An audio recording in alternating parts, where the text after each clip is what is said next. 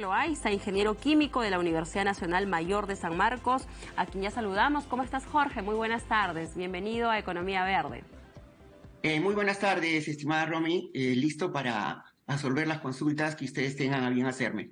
Bueno, primero consultarle cómo se puede explicar la presencia de altas concentraciones en frutas y verduras en supermercados que todos entendemos, pues, para que puedan expender los productos pasan por un proceso de control de calidad, hay ingenieros, hay toda una cadena de producción que entendemos nosotros como consumidores deberían garantizarnos que lo que vamos a comprar pues debería estar en los estándares requeridos. Claro, la situación es la siguiente, ¿no? Que nos referimos esta vez a los plaguicidas Así es. químicos, ¿no? Los plaguicidas químicos son una familia muy grande, ¿no? Que tiene diferentes tipos, ¿no? En base a su composición química. Y los laboratorios que trabajan a nivel de investigación y luego la producción industrial, ellos determinan, adicionalmente con otras instituciones como la FAO, por ejemplo, o la Organización Mundial de la Salud, cuál es la cantidad de estos plaguicidas que pueden estar como residuos en los alimentos, Permitidos. ¿no? Básicamente, sí, o sea, es una cantidad, digamos, que puede ser tolerada, ese es un término que se utiliza, ¿ya? Ujú. Ahora, los plaguicidas, ¿no? Tienen un tiempo en el cual se deben aplicar a los cultivos. O sea, quiere decir que, por ejemplo, un cultivo X, muy bien, yo no le puedo aplicar, digamos, 3 días antes de la cosecha, porque de acuerdo a cómo se diseñó el plaguicida, de acuerdo al cultivo, hay que aplicarlo, por ejemplo, 14 días antes de la cosecha. Claro. Entonces, uno tiene un exceso de plaguicidas en alimentos en general cuando no se ha respetado ese tiempo. Y ese tiempo que se denomina periodo de carencia. Claro. Muy bien. Entonces, eso es interesante verlo, ¿no? Ujú. Ahora, digamos, lo que los alimentos traen son pequeñas cantidades, ¿no? Son pequeñas cantidades. Para nosotros los consumidores es difícil detectar si tiene o no plaguicida, Claro, para ¿no? Porque la nosotros, para cantidad, cualquier persona, claro, eso ya se desarrolla con los estudios y eso es precisamente lo que se claro, ha evidenciado en estos informes recientes, ¿no? Entonces, y frente a ello, ingeniero Loaiza, nosotros como consumidores, si bien es cierto, no podemos detectar la presencia de estos plaguicidas en las frutas y verduras, pero ¿cómo podemos actuar considerando que es lo que está sucediendo, es lo que hay en el mercado? ¿Cómo debemos nosotros o qué debemos hacer frente a esta situación? claro. O sea que solamente, Romy, voy a retroceder un poquito, ¿no? El problema es complejo, ¿ya? Claro. Y requiere la participación de muchos actores, ¿no? Como uno acostumbra a más o menos a plantear el problema.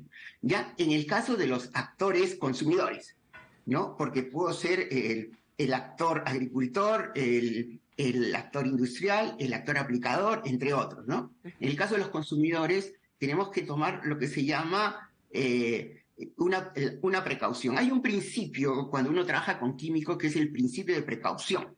Muy bien.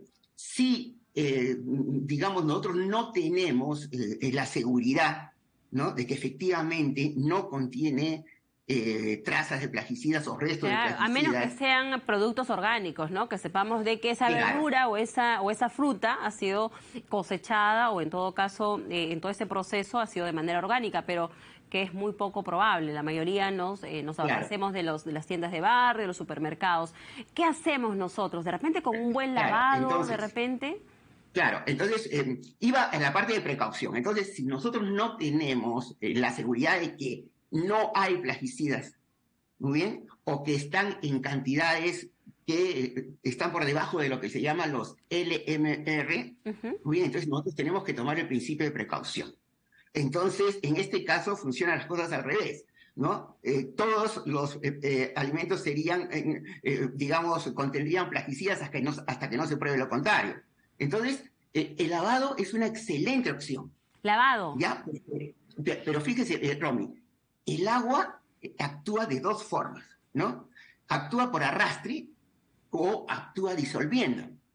¿no? Todo lo que el agua no puede disolver, lo arrastra. Entonces, el lavado con agua corriente es una excelente opción, pero a nivel nacional no tenemos agua en todos los lugares, ¿no? Entonces, allá hay un problema adicional. Aquellos que tienen agua en sus hogares, agua corriente, es una excelente opción, ¿no es cierto? El lavado, ¿no? Por un lado.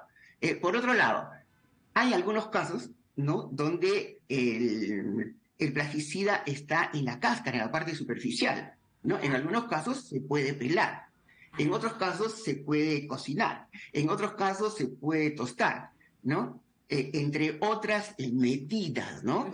Para hacer frente a los plaguicidas en los alimentos. Pero algo que es importante, y yo pienso que hay que manejarlo esto con calma también, ¿no? Un exceso muy grande de plaguicida en un alimento se daría siempre y cuando haya ocurrido un accidente. O sea, quiere decir que le haya caído un envase o parte del contenido de un envase al alimento, ¿no? Porque hasta llegar al consumidor han pasado, ¿no? Muchas etapas, ¿no? Entonces, cuando se hace un análisis... Exposición, ¿no? Exposición, días, claro. Claro, ¿no? Entonces, la concentración es pequeña, ¿no? La concentración en realidad es pequeña. Fíjese, las unidades que se trabaja es Ingeniero, miligramos por kilo. claro. ¿Ya? Entonces, yo tengo un cálculo, Romy, no sé si me permites, no lo tengo acá de memoria, pero te lo digo, ¿no? Para el caso de la abamectina en fresas, ¿no? El límite máximo permisible de residuos es 0,15 miligramos por kilo. Claro, 0,15 miligramos por kilo, ¿no? Muy bien, muy ¿ya? bien. Eso es 0,15 partes por millón, que es también lo que se conoce, ¿no? Ingeniero, En el informe que presentó, digamos, Salud con Lupa, hay un supermercado en el cual esta cantidad se excede en 170%. claro. Entonces, lo que debería tener 0,15 tiene 0,041 aproximadamente, ¿ya? Pero no hay que olvidar, y esto es importante tenerlo en cuenta, que de todas maneras estos límites máximos permisibles de residuos, ¿no? Han sido, digamos, calculados, ¿no? Para ser tolerables, ¿no? Entonces Claro. es un valor Ingeniero, exagerado de todas maneras. así es. ¿Ya? Ingeniero, permítame, por favor, en la primera recomendación que usted nos dio, para no dejarla pasar, Claro. cuando usted señala el lavado, ¿no? En agua corriente, señala usted, ahí se le podría agregar, usted sabe que a veces se ha recomendado ponerle algunas gotitas de cloro, lejía, o tal vez de repente algunos sugieren también el uso de bicarbonato de sodio. ¿Eso podría ayudar o usted simplemente recomienda agua sin mayores Claro. aditivos?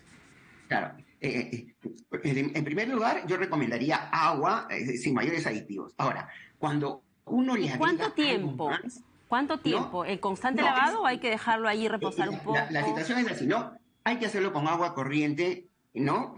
O sea, el agua tiene que correr, porque acuérdese lo que le mencioné al inicio, ¿no? El agua tiene una propiedad de arrastrar o disolver, ¿no? Arrastra o disuelve. Entonces, aquello que no puede disolver, porque hay lo que se llama la solubilidad del plaguicida en agua, ¿no? Claro. Aquello que lo puede disolver, lo arrastra, ¿no? Lo quiere disolver, se lo lleva. Y si no, ¿no? Y si no lo puede disolver, de todas maneras lo desplaza de un lugar a otro, ¿no es cierto? Muy bien. Pero en el Ya, caso de las ahora, personas que le pongan esto, por ejemplo, algunas gotitas de cloro o en todo caso de lejía, ¿esto podría empeorar la situación o si desea lo puede tomar como alternativa?